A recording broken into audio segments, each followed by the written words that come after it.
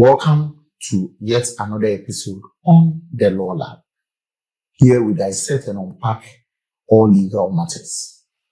Today we are looking at a private law, specifically tort law, and on the tort of battery. Our structure for today will be looking at the definition of battery and now consider all the 6 elements of battery. We will look at the definition of battery and consider all the 6 elements of battery. And so when we talk of battery, it simply means that it is the direct or indirect and intentional or negligent application of an unwelcome force to the person of another, whether or not hostility or harm is involved. I'm taking it once again. Battery is the direct and intentional or negligent application of an unwelcome force to the person of another, whether or not the intent to cause harm or hostility is involved.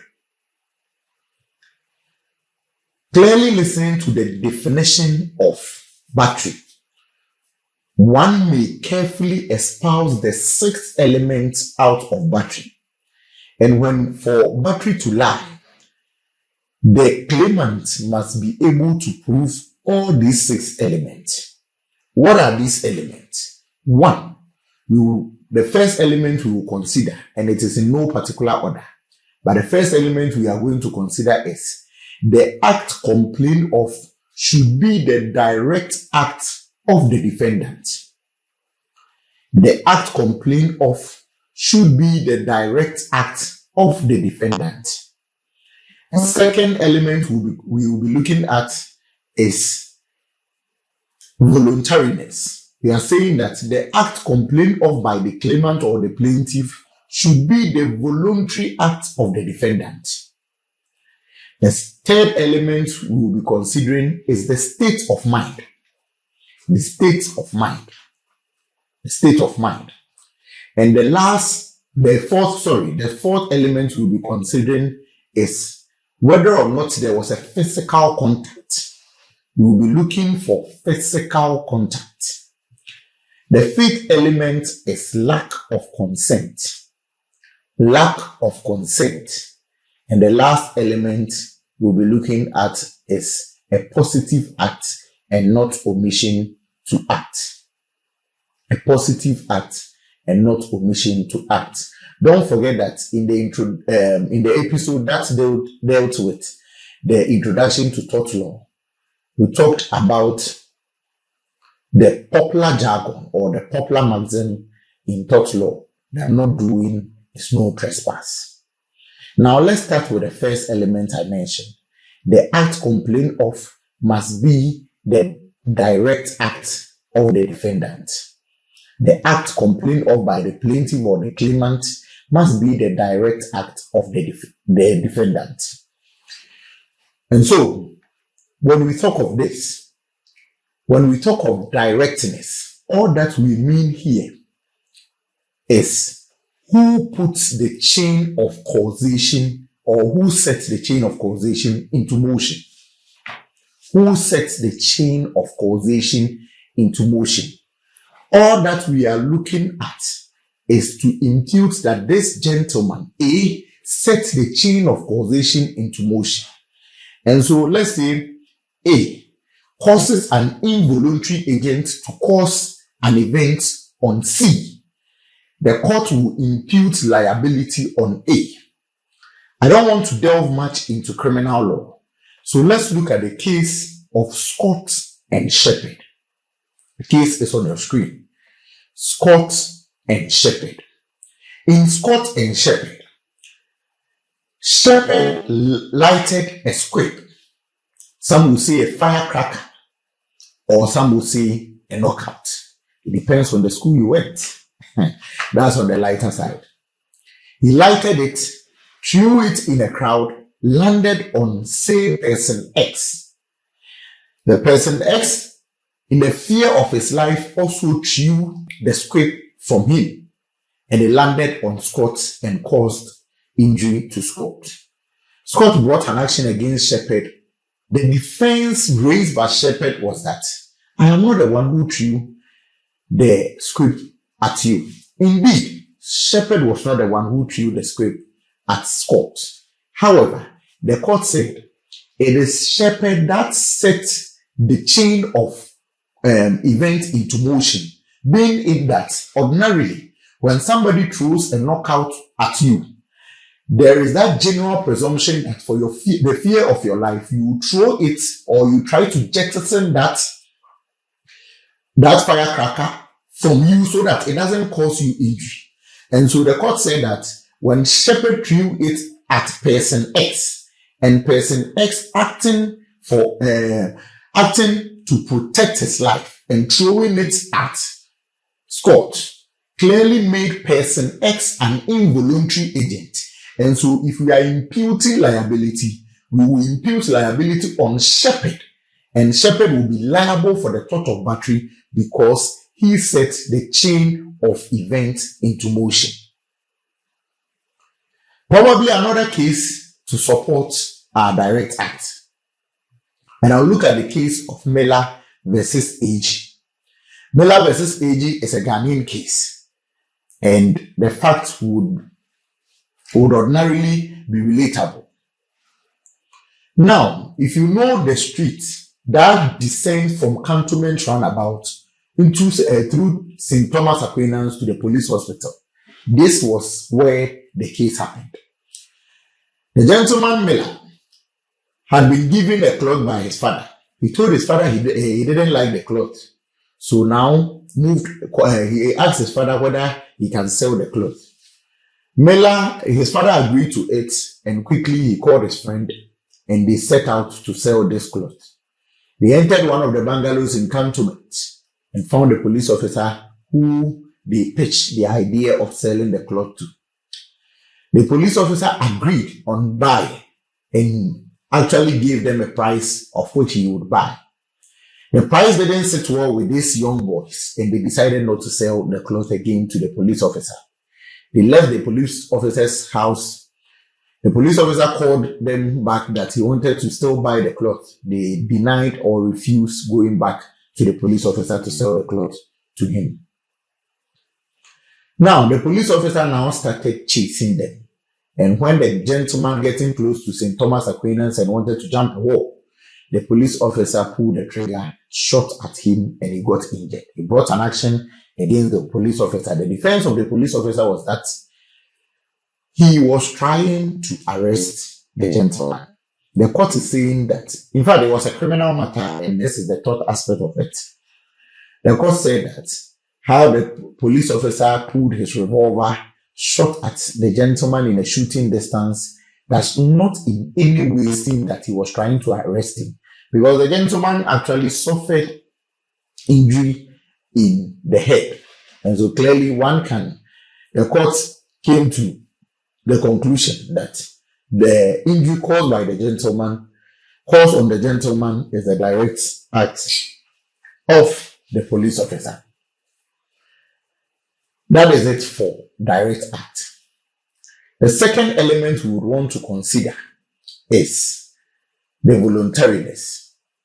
The act complained of must be the voluntary act of the defendant. With voluntariness or voluntary act, we are looking at whether or not the defendant was in control of the activity. He was in control of the activity. So let me veer off a little bit into criminal law. You know that with criminal law, when we are talking of actus reus, we are looking at the voluntary act or omission, which causes a wrongful action or a wrongful behavior.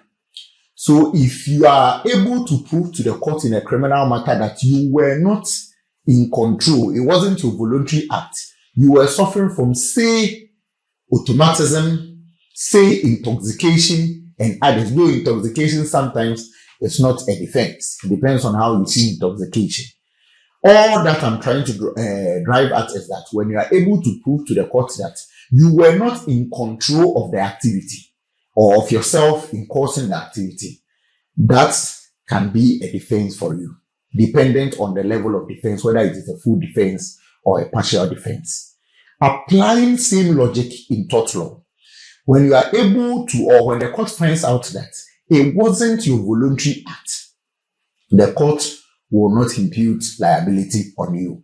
And so in the case of Gibbons versus Pepe, where the gentleman, Pepe was riding the horse, whipping the horse, and unfortunately the horse got frightened and caused injury. The court imputed liability on Pepe because he was in control of riding the horse. We have defenses to it, and we will treat defenses separately. We'll be having some cases like Holmes and Murder dealing with it. The third element I want us to consider is the state of mind.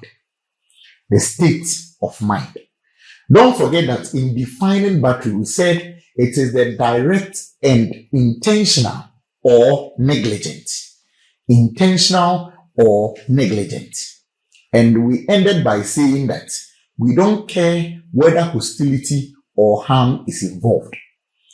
The first case I want us to look at under the state of mind is Wilson and Pringle. Just so you know, when it comes to tort law, the English cases are too many. The English cases are too many.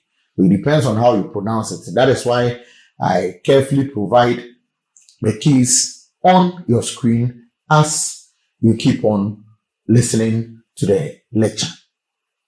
So in Wilson versus Pringle, these two school children were engaged in what we call the boisterous activity.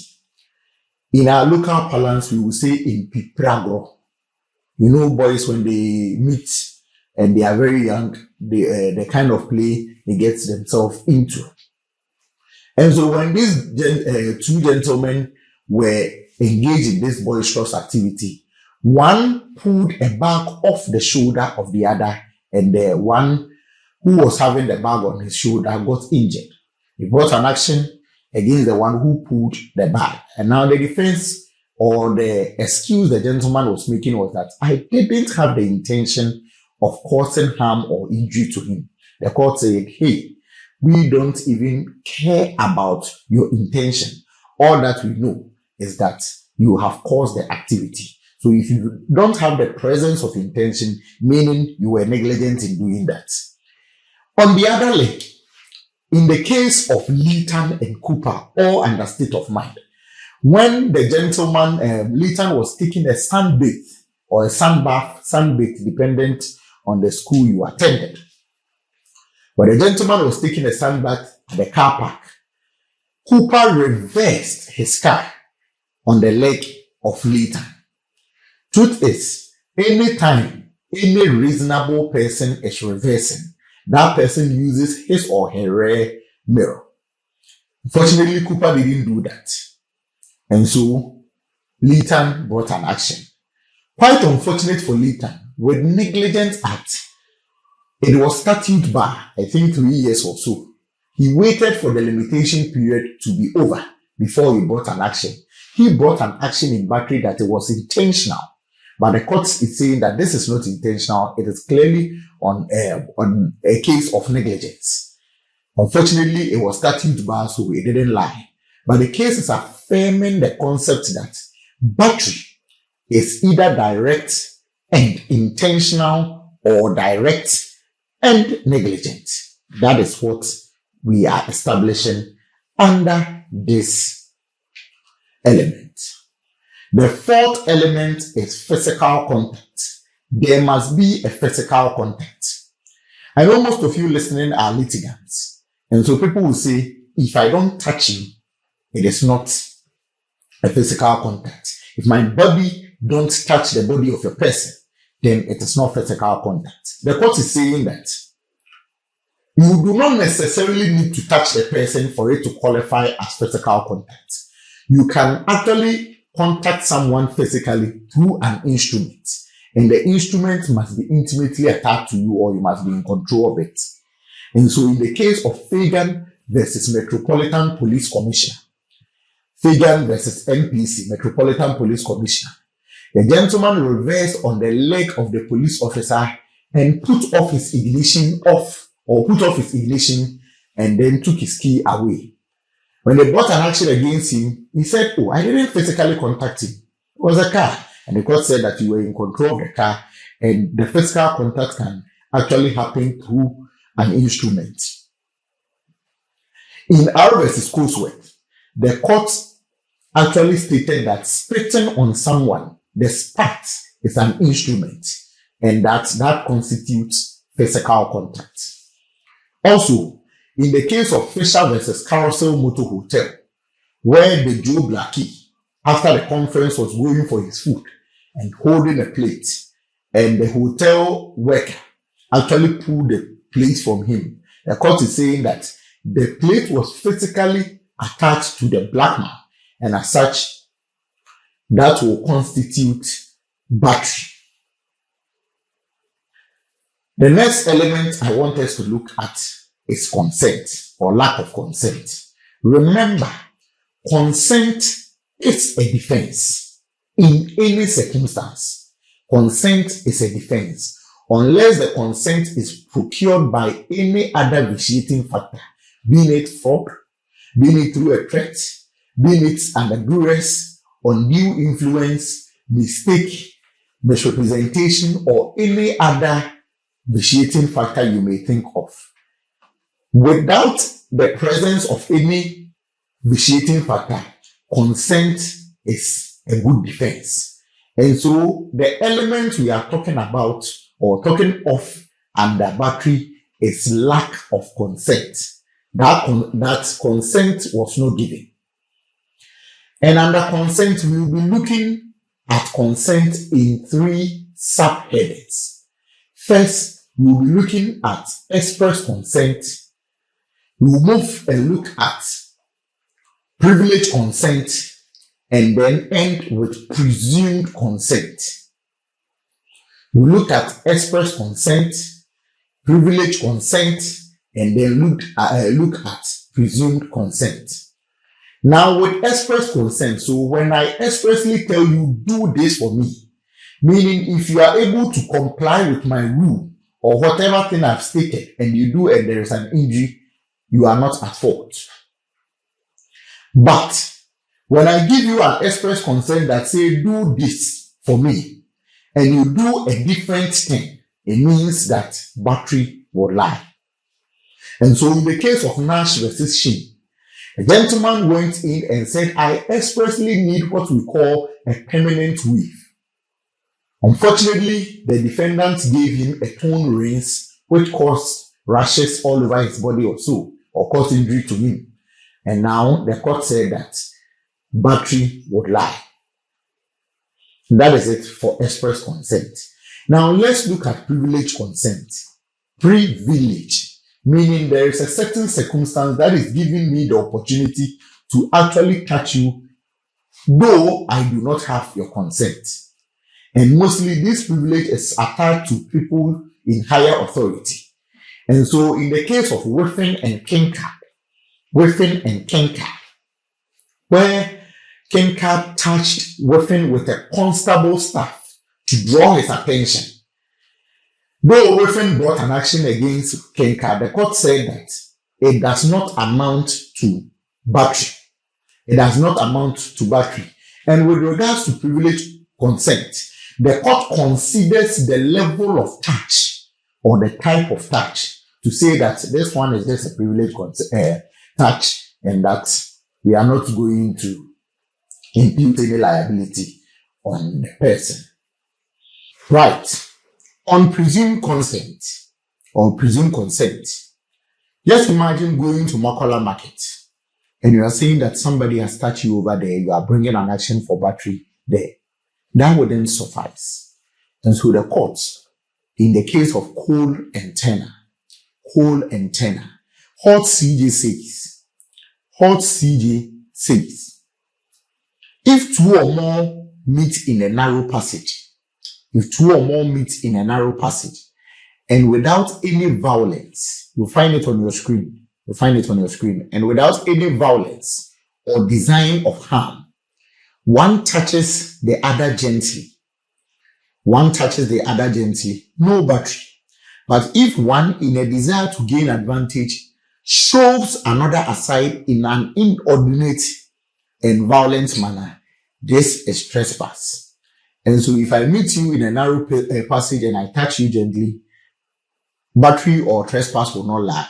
However, when I intentionally shove you to gain advantage of walking through the path as to the detriment of you, the court is saying that battery or trespass will lie. This presumed consent may be termed as a communal touch. In the case of Collins and Wilcock, the court held such presumed consent to be what we call communal touch. So anytime you hear communal touch, note that we are talking of presumed consent.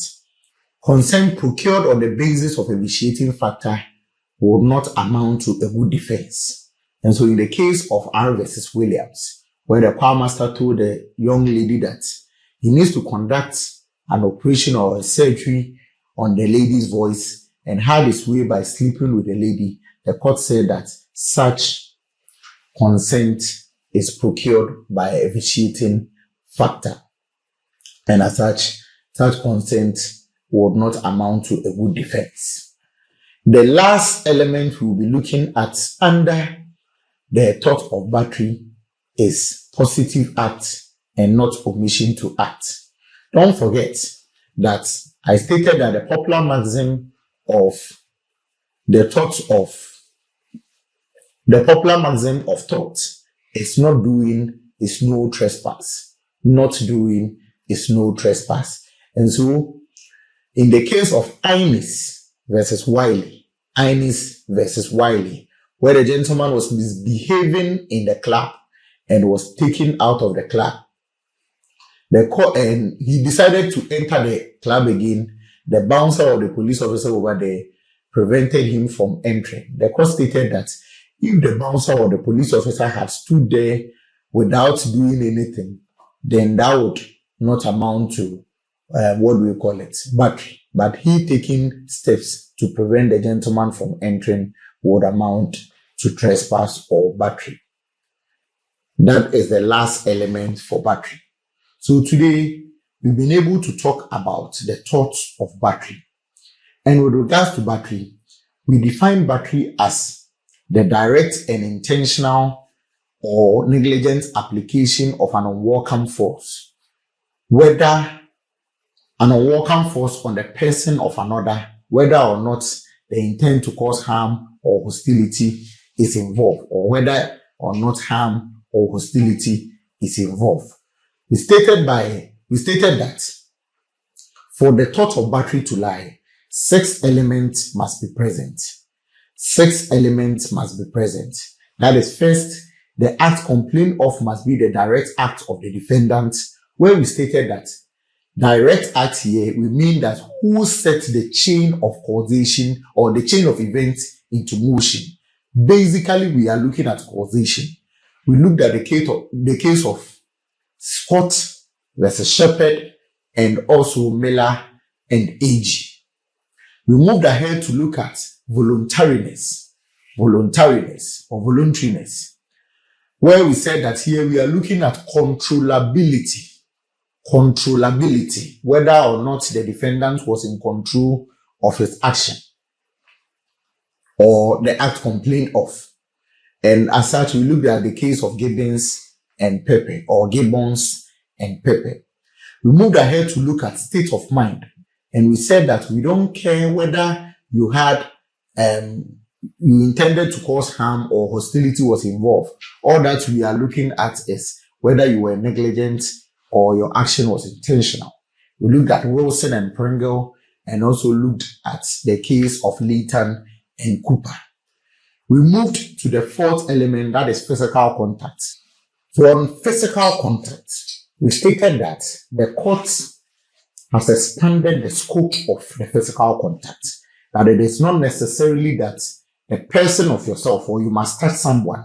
It can be through an instrument. And so we considered the cases of Fagan versus Metropolitan Police Commissioner. We looked at R versus Coolsworth, where the court stated that spitting or the spat can be construed as an instrument. And also, we consider the case of Fisher versus Carousel Motor Hotel. We moved on to understand lack of consent as an element. And we said that these elements is subheaded into three. That is, 1, express consent, where we looked at the case of Nash and Sheen; privilege consent, where we looked at the case of Whiffen and Kenkard; and also we looked at presumed consent by considering the communal touch principle in Collins and Wilcock, and also looked at the case of Cole and Turner. We ended by looking at the case of Innes and Wiley's for positive act, element, positive act, and not omission to act. Positive act and not omission to act. Thank you very much for listening. Kindly like, subscribe, and share. This is the Law Lab. As I've always been saying, do not leave all your matters to court. Take some to your lawyer. Thank you very much and see you some other time.